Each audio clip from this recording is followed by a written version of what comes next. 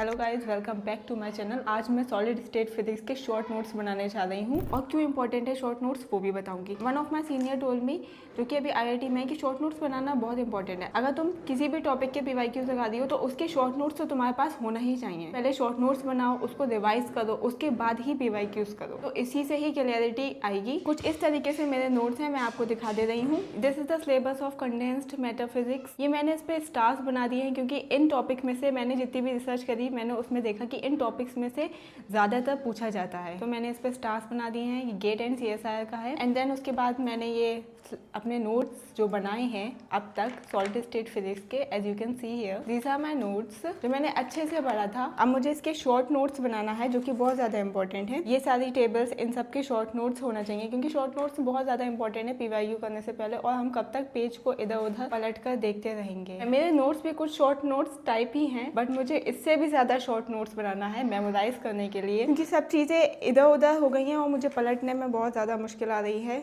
इसको इधर उधर देखने में। तो मैं इसको और भी शॉर्ट करूंगी नोट्स को। अगर कोई मुझसे पूछे कि मैंने फिजिक्स क्यों ली, तो मैं बताती हूँ कि मुझे फिजिक्स पढ़ना पसंद है। भले ही फिजिक्स ने मेरा ऑरा माइनस कर रखा है, पर फिर भी मुझे पसंद है। और अगर मैं आपसे पूछूं कि आपने फिजिक्स क्यों ली, तो आप क्या बोलोगे?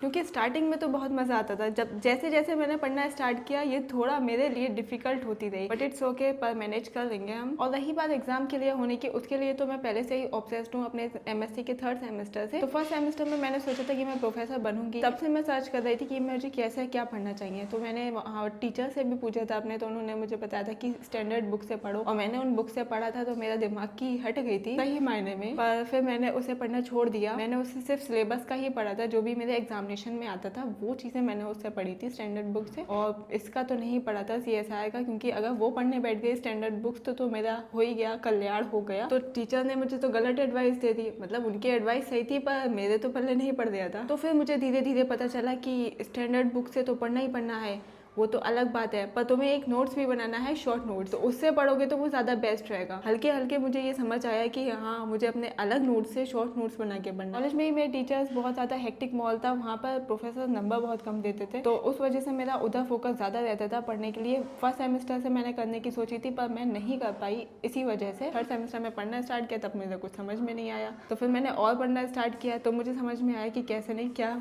पढ़ना है। तो ना अब मैंने पढ़ना स्टार्ट कर दिया है, और मैं ये बता दूं कि मैं विदाउट कोचिंग पढ़ रही हूँ। विदाउट कोचिंग दूंगी इस बार दिसंबर वाला, और जो भी मेरी स्ट्रेटेजी होगी वो मैं आपसे शेयर करूंगी। एंड आज की वीडियो में इतना ही, और मुझे कमेंट सेक्शन में बताओ आपको फिजिक्स क्यों अच्छी लगती है। And that's all guys, see you in the next video, bye bye.